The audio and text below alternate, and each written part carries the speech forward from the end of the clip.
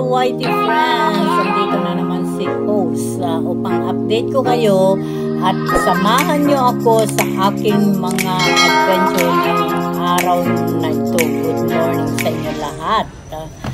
Ayan mga YT friends, galing na tayo dito sa educational and exhibition center ng zoological garden. So, ngayon naman mga YT friends ay subukan naman natin na lumipat doon sa kabila kung saan ay meron naman doon yung mga nagagandahan na mga birds at saka mga herbal plants. Kasi kumbaga maraming herbal plants dito mga YT friends at tayo ay dadaan sa tunnel. Hindi naman kahabaan na tunnel, kumbaga ito, nandito na tayo, papasok tayo sa tunnel mga friends upang makalipat doon sa kabila. Andito na tayo sa tunnel. Ayan mga YT friends at binabagtas na natin ang daan patungo doon sa kabila. At dito na tayo, nakalabas na tayo mga friends. At ayan, puminto ng konti si host para i-zoom sa inyo kung ano yun. Ayan mga friends, ang daming namamasyal ngayon kasi napakainit ang weather. At itong mga lugar na ganito ang karapat dapat na tambayan kasi malamig ang simoy ng hangin dito. At ayan mga friends, nakikita nyo ang napakagandang park na ito mga friends. Patuloy lang tayo sa ating paglalakad. Paakyat tayo doon sa taas mga friends. At ayan na yung pagoda. Ayan mga YT friends, may mga naririnig ako na kantahan. Sa palagay ko merong selebrasyon dito mga friendly. So patuloy lang tayo sa ating paglalakad. Lakad pa more host. Ayan, nakikita nyo ang green na mga halaman na nagbibigay ng freskong hangin. Dito maraming nagtatambay, maraming mga turista ngayon mga friends. Ayan, look back tayo mga YT friends. Meron doon birthday party. Ayan, nakikita nyo mga kapwa natin mga Pinoy.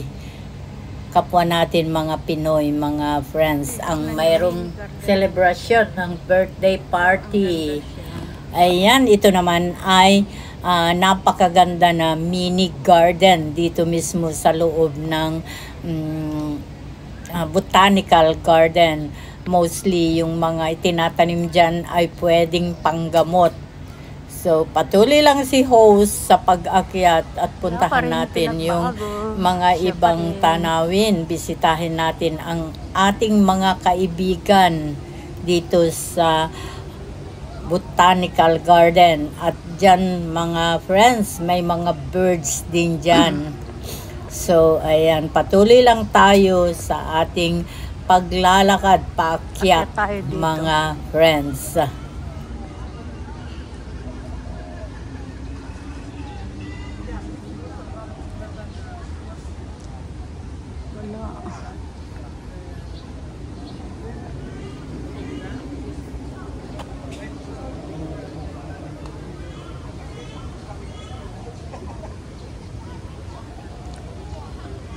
Ayan, mga naririnig ninyo mga friends ay mga huni ng mga ibon or basta mga lumilipad ang mga dito mga ibon mga friends. Kaya ayan, patuloy lang si host sa kanyang paglalakad, kasama ko kayo. So cute.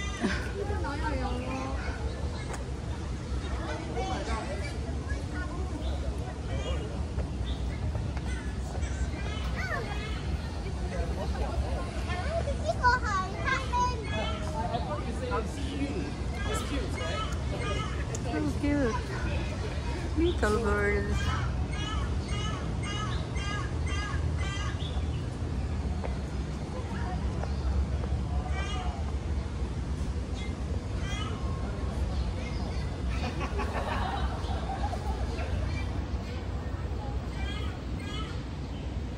Ayan siya, ang liit. Ano bang klaseng birds yan? Di ko rin alam. Tignan yung mga punong kahoy. Andito na tayo mga friends sa birds cage na. At ayan na tignan natin kung ano na ang pagbabago o ano na ang sitwasyon ng ating mga kaibigan na lumilipad. Mga birds, mga ibon, different kinds of ibon. Ayan, mga whitey friends. Parang hindi na sila kagaya noon na marami, or dahil sa mainit ang weather, maybe nandun sila sa mga lungga nila, baka may aircon sa mga lungga nila. Ayan, nagpapatawa lang si host mga friends.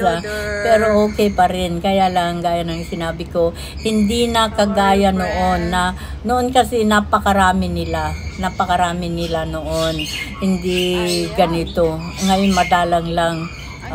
Kagaya nga ng sinabi ko, dahil siguro sa mainit na panahon. Where are you?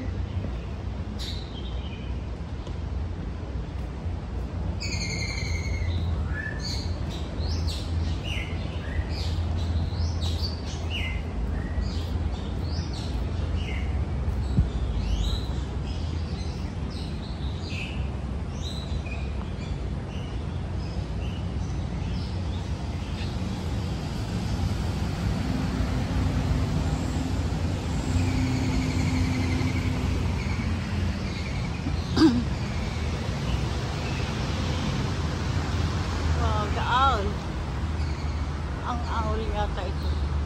Pupunta na naman sa cage niya at matutulog. Ayan. Ayan.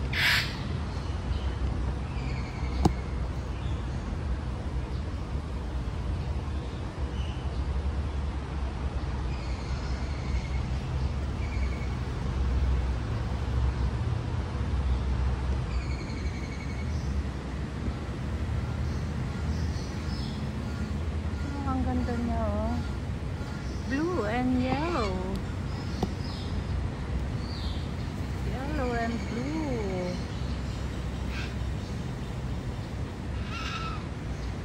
Ayan siya, nagtatato. Yellow and blue.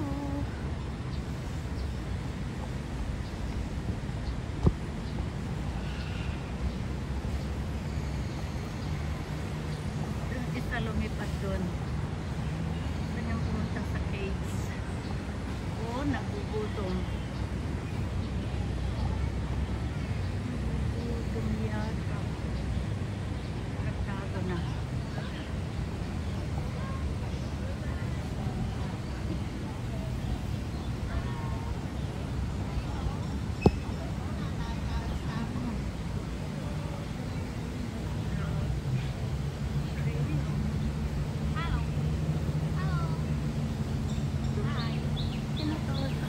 At dito naman mga whitey friends, tignan nyo, may dalawang ibon dito. Parang mga parrot yata ito mga whitey friends. At nakuha ang attention ko dahil may dalawang babae na kinakausap sila. At alam po ba ninyo na tumatayo naman sila at mukhang nakikipag-usap dito sa dalawang babae na ito. At parang naghihintay na bigyan sila ng makakain. Ay dito naman kasi mga friends ay bawal, prohibited ang magbigay ng pagkain. No feeding nakalagay. So ayun, parang nalungkot siya, oh. Nung hindi siya bigyan ng pagkain. Pero ayan, oh, parang nagtago na siya. Kinakausap siya pero tumalikod. Ayan mga friends, nalungkot naman yung ating birds. Ang ganda ng kulay, green.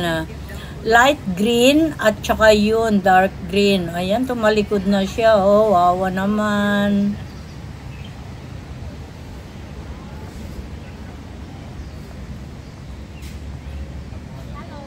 At tayo naman ay lumipat mga friends para itry natin, nakausapin din naman sila. Pero talagang nagtampo sila. Tumingin lang sila sa akin. Tapos hindi sila, parang nakayuko lang yung isa. Tapos itong isa naman tumitingin.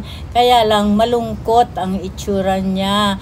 Very disappointed siya doon sa dalawang girls na kumausap sa kanila. Maybe ang expectation nila ay may ibibigay na grasya, pero hindi pwede bawal, no feeding.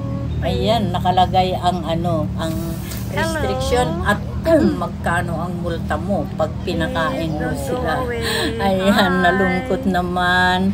Ang gaganda pa naman nila mga friends. Tignan nyo naman yung pagka-green nung isa. Oh. Tumayo na lang siya doon na nalulungkot. Pareha silang nalungkot nang wala silang hintay na pagkain mula doon sa two girls.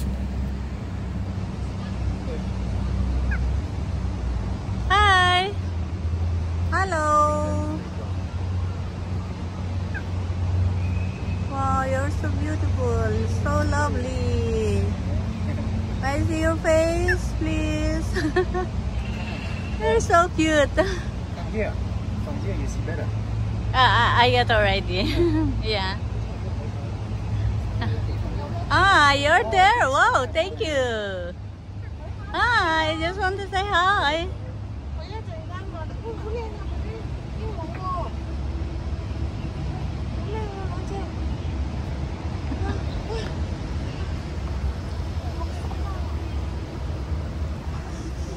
At palis na si host doon sa dalawang parrot na yon.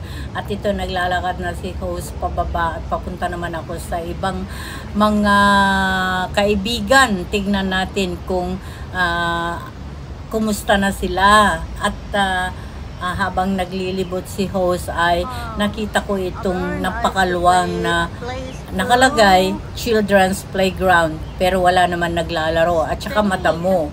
Kumbaga madamo siya mga friends. Nakakalungkot naman. Napakaluwang kasi itong area ng botanical and zoological garden na ito mga friends. So sa dami naman ng mga park na pinupuntahan ng mga children, so hindi na masyadong napapansin dito, pero maganda siya, very clean din mga whitey friends. At patuloy lang tayo sa pag-viewing dito pa rin sa zoological and botanical gardens. Ayan yung mga map kung gusto mo nang umiksit kung saan ka pupunta na daan, kasi kumbaga ito ay maraming sangang daan. Kailangan tignan mo kung ano yung naka-arrow doon sa pupuntahan mo.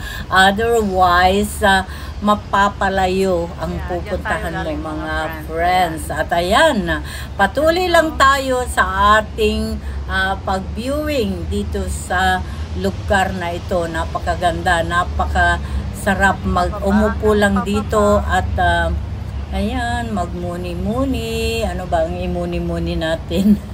Muni-muni. Ano ba naman? Ayun na. Tama lang naman. Magmumuni-muni. Isipin natin ako bukas tatawag na naman yung aking estudyante. Sasabihin natin, pera na naman. Butas na naman ang bulsa. Di po ba? Ganyan naman tayo. No, nagpapatawa lang ako mga whitey friends. But reality. Di po ba? Ayan, dito na lang natin ibaling ang ating mga mata sa mga nagagandahan na tanawin para maski pa paano ay makalimutan natin ang mga problema, di po ba? Ayan mga friends, nagpakita ako sa inyo, baka akala ninyo hindi ako ito, mga friendly, ako talaga. Sobrang init ng panahon, kaya napakaganda dito mamasyal, mag-stay kaysa yung magkalat din sa kung saan. Kaya dito na lang muna si host para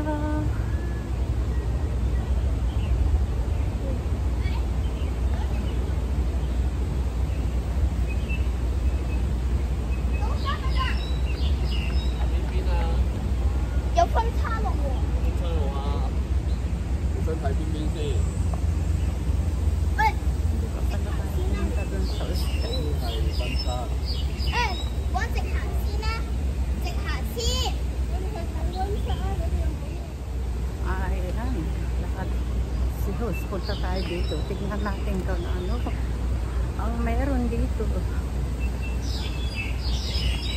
sa napakainit na weather.